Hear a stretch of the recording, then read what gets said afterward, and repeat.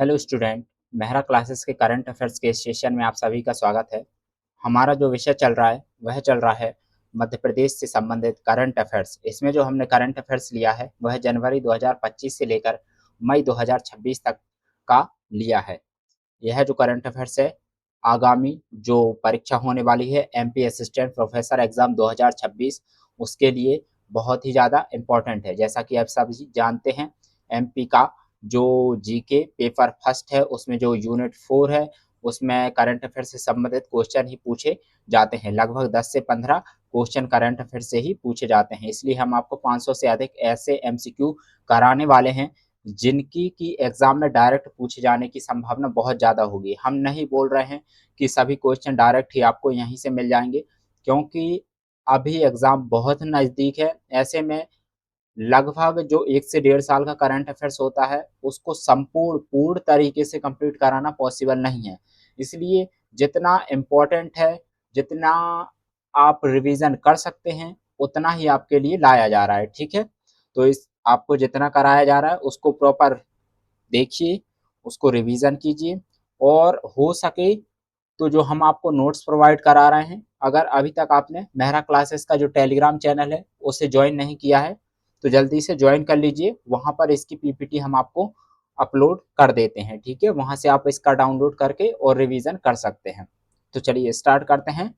हमारा जो टॉपिक चल रहा है वह चल रहा है नियुक्तियों से संबंधित। ठीक है, इसमें जो सबसे ज़्यादा क्वेश्चन पूछे जाते हैं, मान लीजिए अगर करंट अफेयर से 10 क्वेश्चन पूछे जा रहे हैं तो उसमें से 2 से 3 क्वेश्चन केवल नियुक्ति पर ही पूछे जाते हैं। सबसे इम्पोर्टेंट टॉपिक है यूनिट 4 जो करंट अफेयर्स है, उसमें सबसे ज़्यादा जो इम्पोर्टेंट टॉपिक है वह नियुक्ति वाला ही है। उसके बाद जो क्वेश्चन पूछे जाते हैं वह पूछे जाते हैं खेल एवं पुरस्कार से, उससे भी लगभग 2 से 3 क्वेश्चन ही पूछे जाते हैं। इसलिए सबसे पहले उन्हीं टॉपिक को लिया जा रहा है जो कि एग्जाम में डायरेक्ट पूछे जा सकते हैं। ऐसे क्वेश्चन ही बनाए जा रहे हैं जो कि एग्जाम में डायरेक्ट पूछे जाने की बहुत ज़्यादा संभावना होगी। कल हमने नियुक्ति वाले जो टॉपिक चल रहे थे उसमें देख लिए थे, 10 क्वेश्चन देख लिए थे हमने। ठीक है, और इससे पहले अगर आपने 6 लेक्चर नहीं देखे हैं, इससे पहले 6 लेक्चर हो चुके हैं। अगर अभी तक आपने उन लेक्चर को नहीं देखा है तो सबसे पहले जाकर उन लेक्चर को देखिए। आज का जो हमारा लेक्चर है वह है लेक्चर 7। इसमें हम देख रहे हैं प्रमुख नियुक्तियों को। ठीक है, और एग्जाम बहुत नज़दीक है, ऐसे में सबसे ज़्यादा इम्पोर्टेंट है कि रिविजन करते रहिए और जो इम्पोर्टेंट टॉपिक हैं, ठीक है, सबसे ज़्यादा जिनसे क्वेश्चन पूछे जा रहे हैं अब उन्हीं को पढ़िए और कुछ भी नया कंटेंट पढ़ने की आवश्यकता नहीं है। अगर आप रिवीजन के लिए नोट्स चाहते हैं कि एक ऐसे नोट्स जिनका कि आप 2 से 3 दिन में रिवीजन कर सकें, तो एमपीजीके का जो पेपर फर्स्ट है उसका संपूर्ण सिलेबस कंप्लीट करते हुए हमने आपके लिए एक ऐसा रिवीजन नोट्स रेडी किया है जो जिसका प्राइस की 999 था, उसे हमने 499 रुपये में कर दिया है। एक ऐसा नोट्स है जिसका कंटेंट सभी यूनिट का, ठीक है, जैसे यूनिट होती है उसमें जो टॉपिक होते हैं, जो मुद्दे होते हैं, जैसे हो गया पॉलिटी, हो गई आपकी इकोनॉमिक्स, हो गई जियोग्राफी, हो गई, इनका लगभग 50-50 पेज का नोट्स हमने प्रोवाइड कराया है। अगर अभी तक आपने यह कोर्स परचेस नहीं किया है तो जल्दी से परचेस कर लीजिए। सारा जो कंटेंट है पूरी तरह करंट अफेयर से अपडेट ही आपको दिया जा रहा है। जितने भी मध्य प्रदेश में अभी करंट में जितने भी राष्ट्रीय उद्यान है, ठीक है, जितने भी घोषित किए गए हैं अभी तक लेकर, वह सारा जो कंटेंट है पूरी तरह अपडेट है करंट अफेयर से। आपको उसके अलावा कहीं और से कुछ भी पढ़ने की आवश्यकता नहीं होगी। इसलिए जल्दी से जाइए, मेहरा क्लासेस का जो ऐप है उसे डाउनलोड कीजिए और वहां से इस कोर्स को परचेस कर सकते हैं। चलिए स्टार्ट करते हैं। पहले इसको इरेज कर देते हैं, फिर स्टार्ट करते हैं। उम्मीद करते हैं अभी तक आपने जितने भी लेक्चर देखे उन सब का रिवीजन कर लिया होगा। स्टूडेंट क्लास तो देख रहे हैं लेकिन वह टेलीग्राम चैनल ज्वाइन नहीं कर रहे हैं, तो आप सभी से रिक्वेस्ट है कि टेलीग्राम चैनल को ज्वाइन करके रखिए। वहीं पर आपको नोट्स प्रोवाइड कराए जाएंगे। आपसे बार बार बोल रहे हैं कि आप इन नोट्स का रिवीजन करते रहिए, यह कंटेंट आपको कहीं और नहीं मिलने वाला है। ठीक है, इसलिए जाइए और टेलीग्राम चैनल है उसकी लिंक हम आपको वीडियो के नीचे ही दे रहे हैं, फिर भी स्टूडेंट उसको ज्वाइन नहीं कर रहे हैं। उसको ज्वाइन करके रखिए। वहाँ वहाँ पर आपको आने वाले समय में अन्य सभी परीक्षाओं का जो कंटेंट है वह फ्री में उपलब्ध कराया जाएगा। ठीक है। और बहुत जल्दी हम आपके लिए जो करंट अफेयर्स की क्लास लाएंगे डेली करंट अफेयर्स की, उसका नोटिफिकेशन भी आपको वहीं पर दिया जाएगा। आपको डेली करंट अफेयर्स के जो नोट्स हैं वह भी वहीं पर मिलेंगे। आपको इसके अलावा कहीं और से फिर करंट अफेयर्स को फॉलो करने की आवश्यकता नहीं होगी। जैसा कि आपको पहले ही बता दिया गया है कि हम बेस्ट न्यूज़पेपर लेंगे the Hindu, the Indian express, ठीक है, इंडियन एक्सप्रेस भी लेने वाले हैं, पीआईबी होता है उसको भी लेने वाले हैं। मतलब ऐसा कंटेंट आपके लिए रेडी किया जाएगा जिसके बाहर की ऐसा पॉसिबल नहीं होगा कि कोई भी क्वेश्चन पूछा जाए, क्योंकि जो क्वेश्चन बनाने वाले होते हैं वह क्वेश्चन बनाने के लिए किसी कोचिंग के नोट्स को फॉलो नहीं करते हैं, वह इन गवर्नमेंट की पॉलिसी को ही फॉलो करते हैं। ठीक है, जो गवर्नमेंट पॉलिसी लाती है, गवर्नमेंट की जो वेबसाइट होती हैं, उनके जो सोर्स होते हैं उनको ही फॉलो करते हैं और वहीं से पेपर बनाया जाता है।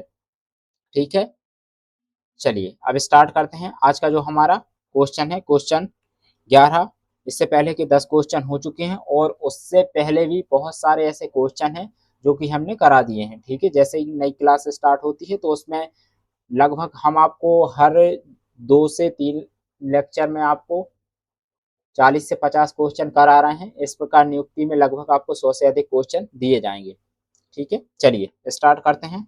आज का हमारा प्रश्न 11 है, भारतीय नौसेना प्रमुख नेवी चीफ कौन है? Option A admiral R Hari Kumar, option B admiral Dinesh K Tripathi, option C admiral Karambir Singh, option D admiral Sunil Lamba. अगर आपको वीडियो की क्वालिटी कम लगती है तो आपके पास ऑप्शन है यूट्यूब पर, आप उसे इंक्रीज कर सकते हैं। अगर आपको स्पीड भी कम लगती है तो आप उसे इंक्रीज कर सकते हैं। आपके पास सभी ऑप्शन उपलब्ध हैं यूट्यूब पर। ठीक है, हर क्लास में हम आपसे यही बोलते हैं ताकि स्टूडेंट सजग रहें और उन्हें यह पता रहे कि हमारे पास यह भी ऑप्शन है कि अगर वीडियो की क्वालिटी कम है तो हम उसे इंक्रीज कर सकते हैं। ठीक है, तो चलिए इसका सही आंसर देख लेते हैं। इसका जो सही आंसर है वह है ऑप्शन बी। भारतीय वायुसेना प्रमुख कौन है? Admiral Dinesh K Tripathi. चलिए इसकी व्याख्या देख लेते हैं। भारतीय नौसेना के प्रमुख एडमिरल दिनेश के त्रिपाठी हैं। उन्होंने 30 अप्रैल 2024 को भारतीय वायुसेना के 26वें प्रमुख के रूप में कार्यभार संभाला। वे एक अनुभवी और प्रतिष्ठित नौसैनिक अधिकारी हैं जिन्होंने विविध कमानों और स्टाफ नियुक्तियों में महत्वपूर्ण नेतृत्व प्रदान किया है। वे भारतीय नौसेना के आधुनिकीकरण, परिचालन तत्परता और सामरिक क्षमता को सशक्त बनाने के लिए प्रतिबद्ध हैं। ये हैं हमारे दिनेश के त्रिपाठी जी। ठीक है, जो भारतीय नौसेना के प्रमुख हैं। आपको हर क्लास में बताया जा रहा है कि यहाँ पर आपको जितने भी प्रमुख पद पढ़ाए जा रहे हैं उनसे संबंधित जो बेसिक फैक्ट होते हैं वह आपको देखते हुए चलना है। जितने भी संस्थान यहाँ पे आ रहे हैं उनके सिर्फ क्वेश्चन आपको यहाँ पर बताए जा रहे हैं। और अगर आपने एक से पिछले 1.5 साल करंट अफेयर्स अच्छे से पढ़ा होगा तो यही सभी पद आपके सामने आए होंगे और इनका नोट्स भी आपके पास होगा। अगर नोट्स नहीं है तो अब आदत डाल लीजिए नोट्स बनाने की, क्योंकि नोट्स के बगैर सिलेक्शन नहीं हो सकता है। आपका सिलेक्शन आपके बनाए हुए नोट्स के रिवीजन करने के बाद ही होने वाला है। अगर आपने साल भर करंट अफेयर्स नहीं पढ़ा है तो यह उम्मीद बिल्कुल छोड़ दीजिएगा कि सिलेक्शन होने वाला है। ठीक है, हमारी जो क्लास है वह रिवीजन पर्पज से है, आपको पहले ही बता दे रहे हैं। ठीक है, आप भी समझदार हैं और जानते हैं कि 10-15 दिन पहले एग्जाम के कुछ भी पढ़ के सिलेक्शन लिया ही नहीं जा सकता है। अगर आपने साल भर करंट अफेयर्स बहुत अच्छे से पढ़ा है, फॉलो किया है, तो यह क्लास आपके लिए बहुत ही मददगार साबित होने वाली है। और अगर नहीं पढ़ा है तो फिर आपके लिए मुश्किलें खड़ी होने वाली हैं। चलिए प्रश्न 11 जो है उसकी व्याख्या देख ली, अब देख लेते हैं प्रश्न 12। प्रश्न जो 12 है वह है, भारतीय वायुसेना प्रमुख कौन है? Option A air chief marshal Vivek Ram Chaudhari, air chief marshal Amarpreet Singh, option C air marshal R K S Bhadauria, या फिर option D air marshal N S Raja Subramaniam.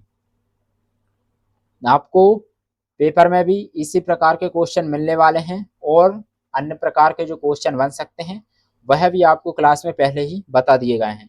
अभी तक जितने भी लेक्चर हुए हैं उनमें हर टाइप के प्रश्न आपको बताए गए हैं, ठीक है।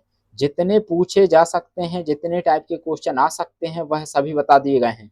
इसके अलावा कोई और अन्य प्रश्न कहीं से नहीं बनेगा, ठीक है। पहले ही बता दे रहे हैं, इसके अलावा कोई और अन्य प्रश्न कहीं से नहीं बनेगा। आपको जितना भी कंटेंट दिया जा रहा है उसमें जो क्वेश्चन बनाए जा रहे हैं वह 4 से 5 टाइप के बनाए जा रहे हैं।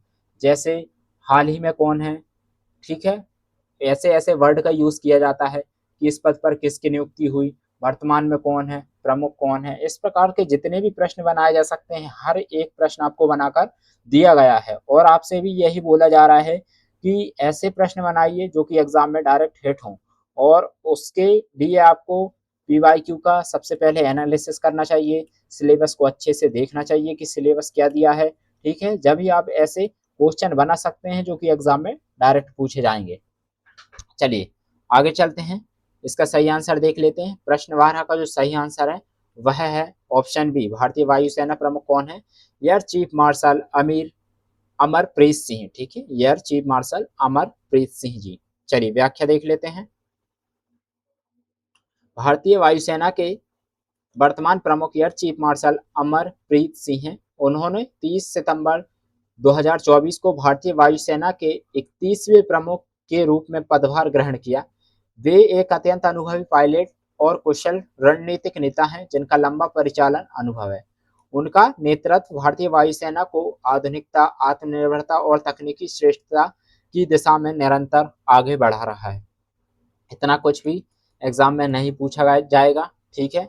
आपको हर एक चीज का बस आइडिया रहना चाहिए, इसलिए इतना सारा कंटेंट यहाँ पर ऐड किया गया है। बाकी आपके लिए जो इम्पोर्टेंट है वह केवल फर्स्ट पॉइंट इम्पोर्टेंट है, ठीक है। एमपीपीएससी से संबंधित जितनी भी परीक्षाएं होती हैं उनमें बस वन वर्ड टाइप के ही क्वेश्चन पूछे जा रहे हैं और ज़्यादातर जो स्टैटिक से पूछे जाते हैं उनमें थोड़ा लेवल है उसको हाई किया जा रहा है, ठीक है। बाकी करंट अफेयर से ऐसे वन वर्ड टाइप के ही क्वेश्चन पूछे जा रहा है। बाकी आपको बार बार सजेशन दे रहे हैं, ठीक है, सलाह दे रहे हैं हम आपको कि जितने भी आपको संस्थान पढ़ाए जा रहे हैं उनको गूगल करके ज़रूर पढ़ लीजिएगा कि वह कब बने, ठीक है, उनके कार्य क्या होते हैं, उनकी शक्तियाँ क्या होती हैं, उनके पदों का जो अनुक्रम होता है अवरोही आरोही, किसी भी प्रकार का क्वेश्चन बन सकता है। बार बार आपको बोला जा रहा है कि यहाँ पर सारा कंटेंट ऐड नहीं किया जा सकता है। जैसा कि आप सभी जानते हैं एग्जाम बहुत नज़दीक है, ऐसे में सब कुछ यहाँ पर आपके सामने लाना पॉसिबल नहीं है। इसलिए सिलेबस को देखते हुए जितना ज़्यादा कंटेंट पॉसिबल हो सकता है उतना आपके लिए लाया जा रहा है, तो आप इसे फॉलो कीजिए और पढ़ते रहिए, ठीक है। बाकी आपकी जिम्मेदारी बनती है कि स्टैटिक को पढ़ते रहें और उसको करंट अफेयर से लिंक करें। जो भी टॉपिक हम आपको यहाँ पर पढ़ा रहे हैं तो उसे अपने स्टैटिक वाले जो नोट्स हैं उसमें ज़रूर देखिए और वहाँ भी उसको पढ़िए और उसका रिविज़न कीजिए। चलिए अगले प्रश्न की ओर चलते हैं। अगला जो प्रश्न है हमारा प्रश्न 13, बीएसएफ के महानिदेशक कौन है। Option A GP Singh, option B Rakesh Agarwal, option C Praveen Kumar, option D Pravir Ranjan. चलिए यूट्यूब वाले सभी स्टूडेंट आपसे बार बार बोला जा रहा है, पिछले 6 लेक्चर से आपसे यही बोलते आ रहे हैं कि आप कमेंट में आंसर दीजिए, इससे आप इन क्वेश्चन को अच्छे तरीके से याद रख पाएंगे, इनके आंसर आपको लंबे समय तक याद रहेंगे, किस किस प्रकार के ऑप्शन बनाए जा सकते हैं और क्या नियम है। आप जानते हैं कि नियुक्ति में 100 से अधिक क्वेश्चन बनने वाले हैं, ऐसे में जो नियम होंगे वह बहुत ही ज़्यादा होंगे और सबको याद करना पॉसिबल नहीं होगा, याद रखना पॉसिबल नहीं होगा। इसलिए आप जो भी क्वेश्चन आ रहा है आपके सामने, अगर आपको पता है, अगर आपने करंट अफेयर साल भर पढ़ा है तो आप उसका कमेंट में ज़रूर आंसर दीजिए और अगर क्वेश्चन के बाद आंसर आपको बता दिया जाता है तो भी आप उसे कमेंट में एक बार बोलकर लिख कर जा सकते हैं ताकि वह चीज़ आपको याद रहे, ठीक है। चलिए इसका सही आंसर देख लेते हैं, बीएसएफ के महानिदेशक कौन है। तो इसका जो सही आंसर है वह है ऑप्शन सी प्रवीण कुमार। चलिए अब इससे संबंधित व्याख्या देख लेते हैं। बीएसएफ के वर्तमान महानिदेशक प्रवीण कुमार जी हैं। उन्होंने 1 सितंबर 2023 को बीएसएफ के 26वें महानिदेशक के रूप में पदभार ग्रहण किया। यहाँ पर देख लीजिए, यह नियुक्ति है 1 सितंबर 2023 की। आपको जो डेट दी गई है वह सिर्फ आपको बताने के लिए दी गई है कि इतने से इतने के बीच का करंट अफेयर्स पूछा जाता है। लेकिन आप भी जानते हैं कि बहुत सारे ऐसे पद हैं जिनमें 5 साल, 3 साल और कभी-कभी 6 साल में भी नियुक्ति एक बार होती है। तो ऐसे पदों की नियुक्ति जो कि 4 से 5 साल पहले ही हुई है और अभी तक उस पर कोई नियुक्ति नहीं हुई है, तो वह भी हमारे लिए उतनी ही इम्पोर्टेंट है जितनी कि जो वर्तमान में नियुक्ति हुई है। इसलिए जितने भी पद आपको पढ़ाए जा रहे हैं, देखिए सभी इम्पोर्टेंट जितने पद थे वह पहले 6 लेक्चर में हो चुके हैं। अब केवल ऐसे पद पढ़ाए जा रहे हैं जिन पर कि 4 से 5 साल में एक बार क्वेश्चन पूछे गए हैं और हमारे लिए सभी इम्पोर्टेंट हैं। ठीक है, हमारे पास अभी इतना टाइम तो है कि हम सभी पदों को देख सकते हैं। सभी पद में ज़्यादा कोई पद नहीं है, लगभग 50 से अधिक पद हैं। ठीक है, 50 प्लस तो होंगे ही, सभी नियुक्तियां इंपॉर्टेंट ही होती हैं।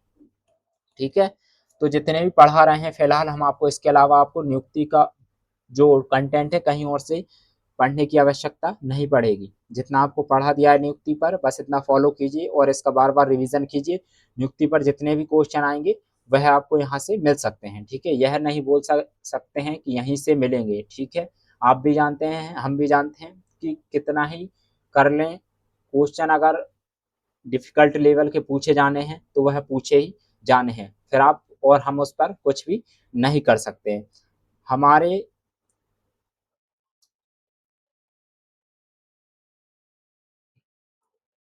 साउंड में कोई प्रॉब्लम हो रही है क्या? अगर साउंड में कोई प्रॉब्लम होती है तो स्टूडेंट से रिक्वेस्ट है कि वह कमेंट में ज़रूर बताएं। अगर साउंड में कोई प्रॉब्लम होती है तो स्टूडेंट से रिक्वेस्ट है कि वह कमेंट में बाद में हमको बता दें ताकि हम लेक्चर को फिर से आपको करा सकें। ठीक है, अगर साउंड की कोई प्रॉब्लम होती है आपको तो आप कमेंट कर सकते हैं। ठीक है, चलिए देख लेते हैं। वे एक अनुभवी और कुशल आईपीएस अधिकारी हैं जिन्हें सीमा सुरक्षा, आंतरिक सुरक्षा और नेतृत्व के क्षेत्र में व्यापक अनुभव है। उनके नेतृत्व में बीएसएफ भारत की सीमाओं की सुरक्षा, तस्करी एवं घुसपैठ की रोकथाम, राष्ट्र की संप्रभुता की रक्षा के लिए निरंतर कार्यरत है। और यहाँ पर बीएसएफ के जो कार्य हैं वह यही है: सीमाओं की सुरक्षा करना, तस्करी व घुसपैठ की रोकथाम करना। ठीक है, जो हमारे पड़ोसी देश हैं जिसमें कि पाकिस्तान हो गए, बांग्लादेश हो गए, चीन हो गए, नेपाल हो गए, तो इन सब से क्या होता है, घुसपैठ होती है। ठीक है, अवैध तरीके से प्रवासी आते हैं तो उनकी रोकथाम का जो कार्य है वह बीएसएफ को ही दिया जाता है और अन्य जो भी सीमा सुरक्षा बल होते हैं वह भी इनसे संबंधित होते हैं। ठीक है, लगभग सभी के कार्य सेम ही होते हैं। ठीक है, कुछ अलग से कार्य पढ़ने की आवश्यकता नहीं है। इसलिए एक किसी सुरक्षा बल को बहुत अच्छे से पढ़ लीजिए और बाकी उनका अनुक्रम याद रखना है कि उनकी स्थापना कब हुई, वह कब बने, उनके कार्य क्या होते हैं। कार्य और शक्तियां तो लगभग सभी की समान ही होंगी। ठीक है, चलिए चलते हैं अगले प्रश्न की ओर। अगला जो प्रश्न है हमारा, प्रश्न 14 है, सीआरपीएफ के महानिदेशक कौन है? Option A GP Singh, option B Praveen Kumar, option C Rakesh Agarwal, option D Rahul Rasgotra. YouTube वाले सभी स्टूडेंट कमेंट में जरूर आंसर दें। ठीक है, और बार बार आपसे बोल रहे हैं कि टेलीग्राम चैनल ज्वाइन कर लीजिए, वहां पर आपको नोट्स प्रोवाइड करा दिया गया है, उसको डाउनलोड करके आप रिवीजन कर सकते हैं। लेकिन आपको यह बात समझ नहीं आ रही है, चलिए इसका आंसर देख लेते हैं। इसका जो सही आंसर है ऑप्शन ए सीआरपीएफ के वर्तमान महानिदेशक जीपी सिंह हैं। उन्होंने 1 मई 2022 को सीआरपीएफ के 34वें महानिदेशक के रूप में पदभार ग्रहण किया। वे एक अनुभवी आईपीएस अधिकारी हैं जिनके पास लंबा प्रशासनिक और नेतृत्व का अनुभव है। उनके नेतृत्व में सीआरपीएफ आंतरिक सुरक्षा, नक्सल विरोधी अभियान और कानून व्यवस्था बनाए रखने में महत्वपूर्ण भूमिका निभा रही है। चलिए अगले प्रश्न की ओर चलते हैं। अगला जो प्रश्न है हमारा, प्रश्न 15, सीआईएसएफ के महानिदेशक कौन है? Option A GP Singh, option B Praveen Kumar, option C Pravir Ranjan, option D Rakesh Agrawal. Exam में भी आपको कुछ इसी प्रकार के क्वेश्चन मिलने वाले हैं, इसलिए इनको अच्छे से पढ़ना है और बार बार इनका रिवीजन करना है। चलिए प्रश्न 15 का सही आंसर देख लेते हैं। प्रश्न 15 का जो सही आंसर है हमारा वह है ऑप्शन सी प्रवीर रंजन। व्याख्या देख लेते हैं अब इसकी। CISF के वर्तमान महानिदेशक प्रवीर रंजन जी हैं। उन्होंने 1 मार्च 2024 को CISF के महानिदेशक के रूप में पदभार ग्रहण किया। वे एक अनुभवी IPS अधिकारी हैं जिनके पास विभिन्न सुरक्षा संगठनों में लंबा अनुभव है। उनके नेतृत्व में CISF देश के महत्वपूर्ण संस्थानों, सार्वजनिक उपक्रमों और नागरिकों की सुरक्षा में महत्वपूर्ण भूमिका निभा रहा है। तो CISF के कार्य क्या है? महत्वपूर्ण संस्थानों जो कि सार्वजनिक उपक्रम होते हैं उनकी सुरक्षा में महत्वपूर्ण भूमिका और नागरिकों की सुरक्षा करना, ठीक है, यह सभी उनके कार्य में आ सकते हैं। ठीक है, संरक्षण और सुरक्षा करना इनका महत्वपूर्ण कार्य है। तो ऑप्शन सी यहाँ पर सही आंसर होगा। चलिए अगले प्रश्न की ओर चलते हैं। अगला जो प्रश्न है हमारा प्रश्न 16 देख लेते हैं। ITBP के महानिदेशक कौन है? देखिए अच्छे से पढ़िएगा। BSF देख लिया है, ठीक है, CISF देख लिया है हमने, और उसके बाद देख रहे हैं ITBP। तो इन सभी संस्थानों को आपको गूगल करके पढ़ लेना है, ठीक है। जितने भी जो सुरक्षा बल हैं उनको गूगल करके जरूर पढ़ लीजिएगा। 4 से 5 फैक्ट होंगे उससे संबंधित, बस इससे ज़्यादा कुछ भी नहीं होगा कि स्थापना कब हुई, थोड़े 1-2 कार्य देख लीजिएगा। और वर्तमान अध्यक्ष तो हमने आपको निदेशक जो है महानिदेशक वह बता ही दिए हैं, ठीक है। तो करंट अफेयर्स इसी प्रकार से पढ़ा जाता है। एक जो टॉपिक आपको पढ़ाया जा रहा है उससे संबंधित जितने भी तथ्य और जो कि उससे जुड़ रहे हैं, ठीक है, जो कि स्टैटिक से लिंक हो रहे हैं, उन सबको भी देखते हुए चलना पड़ता है। इसी प्रकार से करंट अफेयर्स पढ़ा जाता है, तभी आपका जो स्टैटिक वाला सिलेबस है वह कंप्लीट हो सकता है और तभी आपको एग्जाम में डायरेक्ट क्वेश्चन मिलेंगे। अगर आप करंट अफेयर्स और स्टैटिक को अलग अलग करके पढ़ रहे हैं तो भूल जाइएगा कि आपको कोई भी क्वेश्चन एग्जाम में मिलने वाले हैं, ठीक है। स्टूडेंट जो अच्छा है पढ़ने में, तो हमारी आपसे रिक्वेस्ट है कि अगर आप पढ़ रहे हैं तो उस चीज़ को बिल्कुल तरीके से पढ़िए। केवल स्टैटिक को अलग करके मत पढ़िए और केवल करंट अफेयर्स को अलग करके मत पढ़िए, दोनों को लिंक करके पढ़िए। बार बार आपको हर एक लेक्चर में बताया जा रहा है कि जो भी राष्ट्रीय उद्यान, वन्य जीव अभ्यारण्य, रामसर साइट, ठीक है, जो आर्द्रभूमि होती हैं, वह जितनी भी करंट अफेयर्स में चर्चा में रह रही हैं, चल रही हैं, जो घोषित की जा रही हैं सरकार द्वारा, बस उन्हीं को पढ़िए, ठीक है। जो 8 से 10 साल पुरानी जो हैं उनको पढ़ने की आवश्यकता बिल्कुल नहीं है, वह आपके एग्जाम में बिल्कुल नहीं पूछी जाएंगी, ठीक है। 2 से 3 साल में जितने भी जो राष्ट्रीय उद्यान है, जो आर्द्रभूमि है, जिनकी घोषणा की गई है, बस उनको फॉलो कीजिए, उनको पढ़िए, उसके अलावा कहीं और से कुछ मत पढ़िए, ठीक है। पूछा करंट अफेयर्स ही जाना है, कितना ही स्टैटिक पढ़ते रहिए, करंट अफेयर्स से लिंक करके नहीं पढ़ेंगे तो भूल जाइएगा कि कोई क्वेश्चन मिलेगा एग्जाम में। हर क्लास में आपको यही बात समझा रहे हैं, तो आपको यह समझना चाहिए, ठीक है। चलिए देख लेते हैं ITBP के महानिदेशक कौन है। Option A Pravir Ranjan, option B Rakesh Agarwal, option C GP Singh, option D Rahul रजगोत्रा।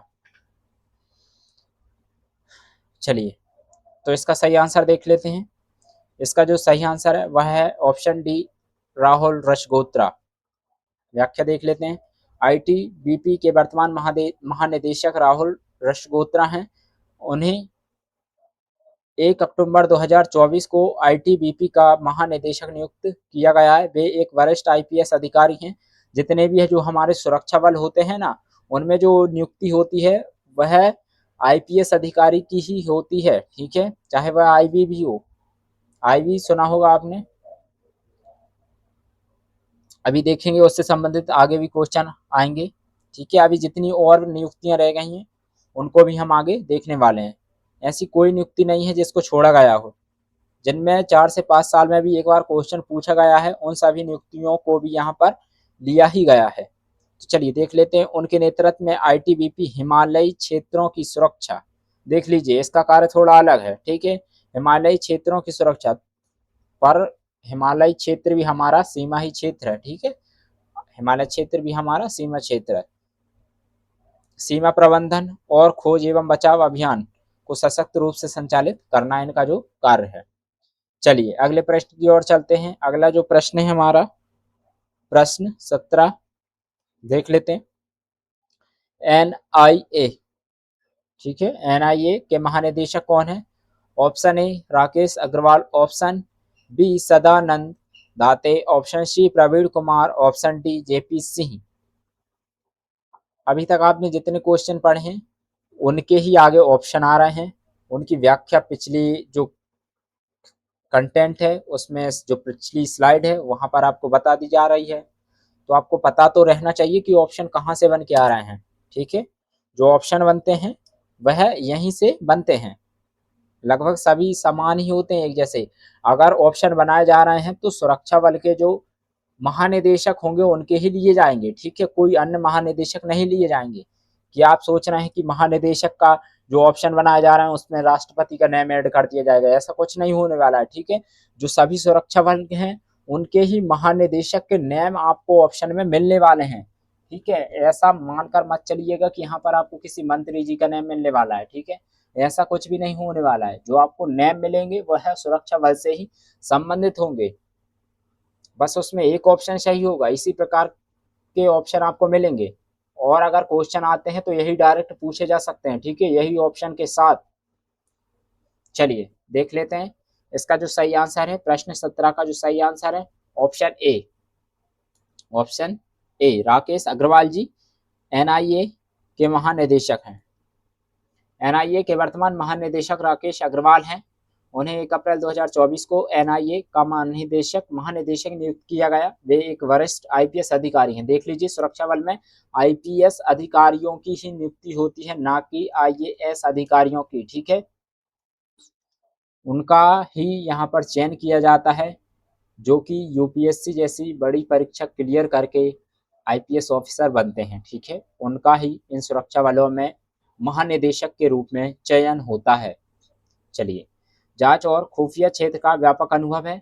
उनके नेतृत्व में एनआईए देश में आतंकवाद, आतंकवादी साजिशों और संगठित अपराध के जो मामले होते हैं उनको रोकने की कोशिश करता है, उनकी जांच करता है, आतंकवादियों की जो गतिविधियां होती हैं उनको निष्क्रिय करते हैं। चलिए अगले प्रश्न की ओर चलते हैं। प्रश्न 18, अभी इस टाइप का क्वेश्चन भी पूछा जाएगा, ठीक है, देख लीजिए। अभी केवल 4 ऑप्शन वहां पर दिए जा रहे थे। हर लेक्चर में आपको इस प्रकार के कुछ ना कुछ ऐसे क्वेश्चन कराए जा रहे हैं जो कि एग्जाम में डायरेक्ट पूछे जाएंगे, ठीक है, तो ऐसे क्वेश्चन पे विशेष रूप से फोकस रखना है। अब एग्जाम जो रह गए हैं वह वन वर्ड वाले नहीं रह गए हैं कि आपको केवल क्वेश्चन बना दिया जाए और 4 ऑप्शन दिए जाएं। क्वेश्चन इस प्रकार के आप पूछे जा रहे हैं कि सम्मिलित कीजिए, और एक जो अन्य प्रकार का बनता है सूची फर्स्ट और सूची सेकंड वाला।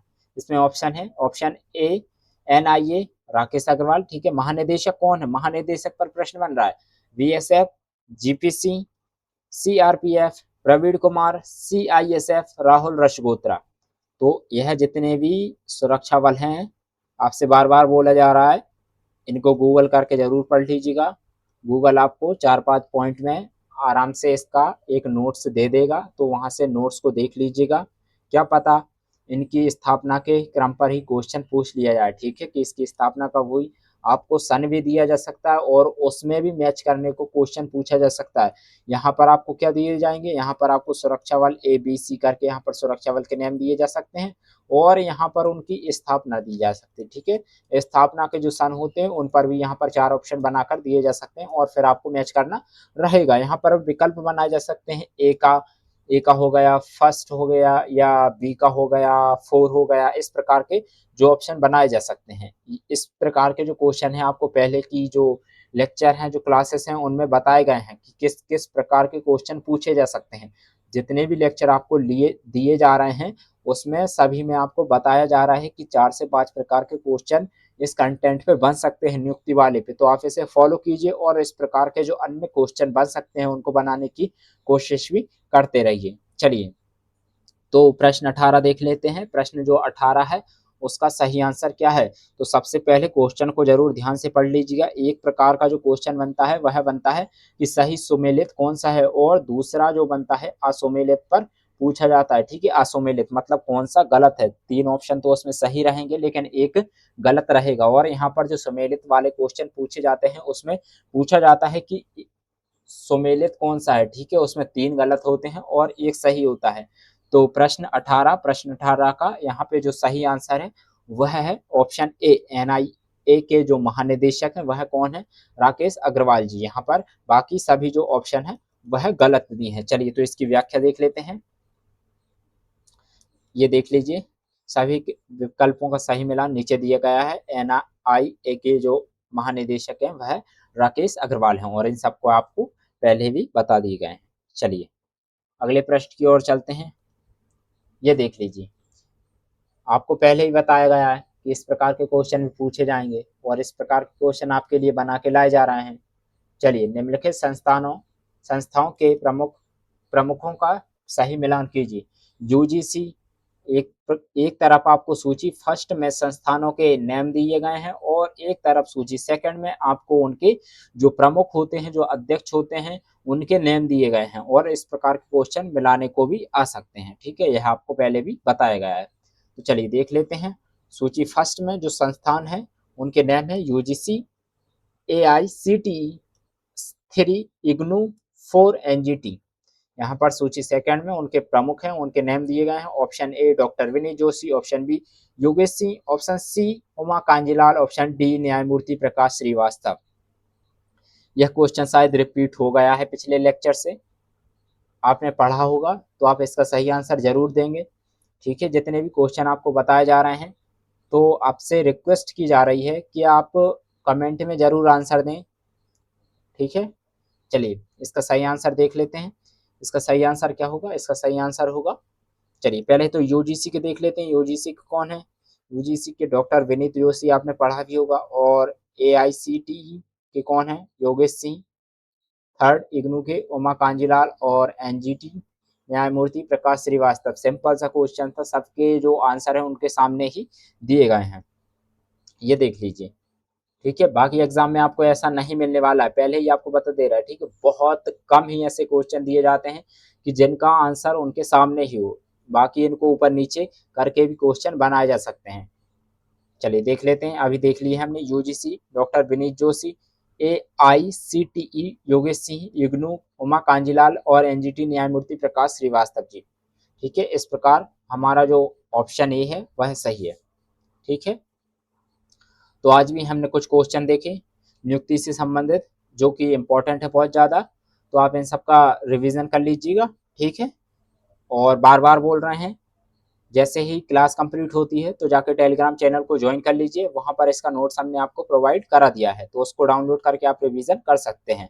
और अभी तक अगर आपने मेहरा क्लासेस का जो यूट्यूब चैनल है उसे सब्सक्राइब नहीं किया है तो सब्सक्राइब जरूर कर लीजिए, ताकि आने वाली जो सभी क्लासें वह आप तक समय से पहुँच सकें। और मेहरा क्लासेस का जो ऐप है उसे भी डाउनलोड कर लीजिए, वहाँ पर अभी बहुत सारे कोर्स फिलहाल ऑफर में चल रहे हैं। ठीक है, पढ़ते रहिएगा, मिलते हैं नेक्स्ट क्लास में। शुक्रिया।